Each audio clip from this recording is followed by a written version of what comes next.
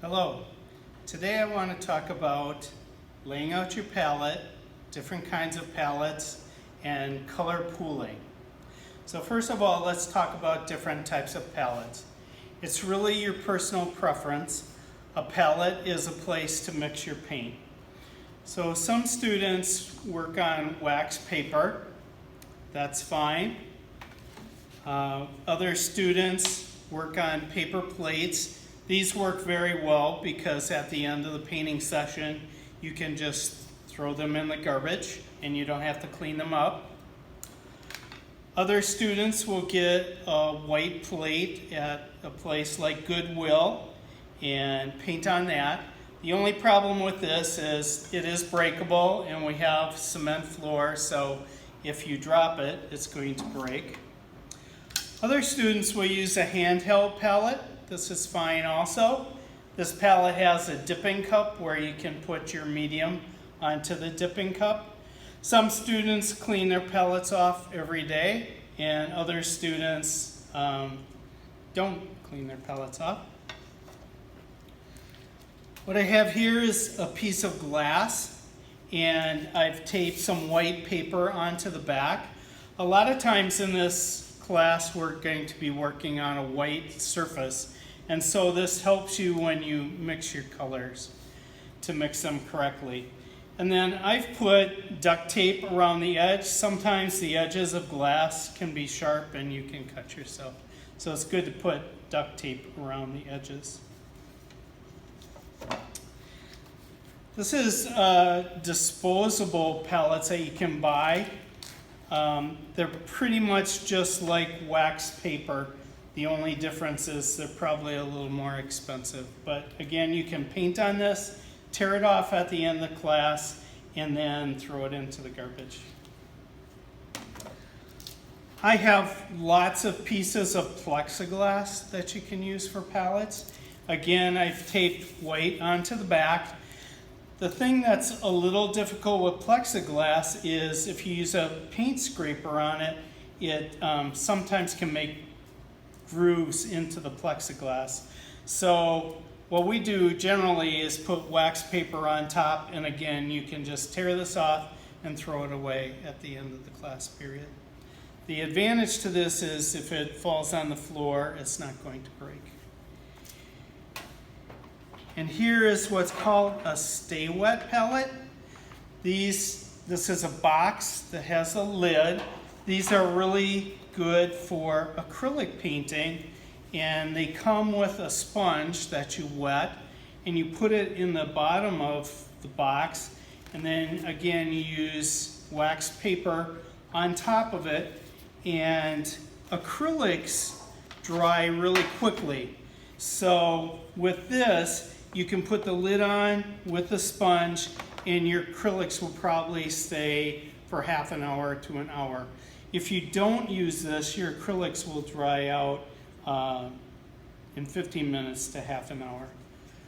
What I've also done in this one is for the water-soluble oils, you could cut a piece of 12 by 16 glass, tape the edges, and also keep that in there.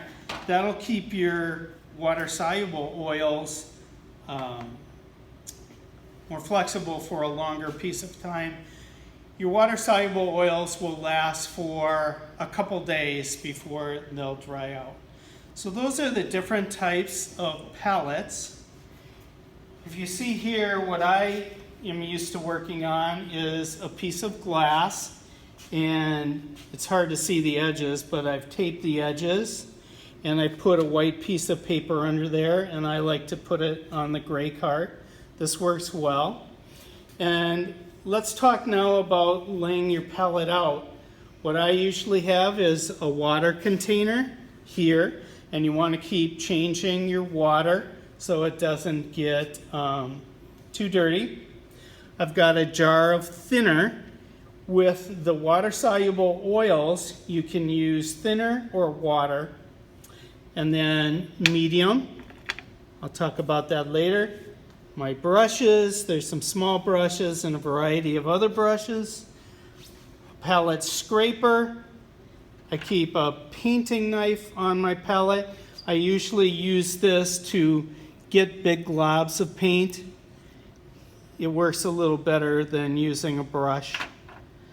And I usually keep a pencil or a piece of vine charcoal to sketch with. And then I also want to talk about color pooling. So what I've done now is made some pools or wells of color. I've pre-mixed my colors ahead of time so that it saves me a little time during the painting process.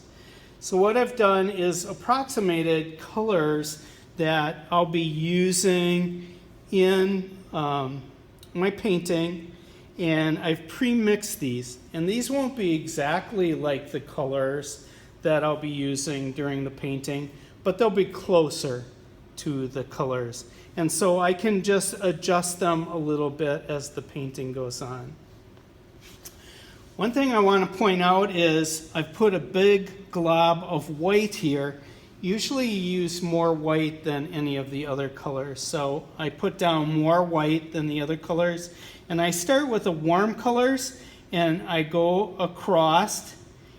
Here are some earth colors at the top, and then I start going into the cool colors, and I end up with black here. What I've also done is, this is black right out of the tube, but here I've mixed a color that approximates black, but it's a richer color.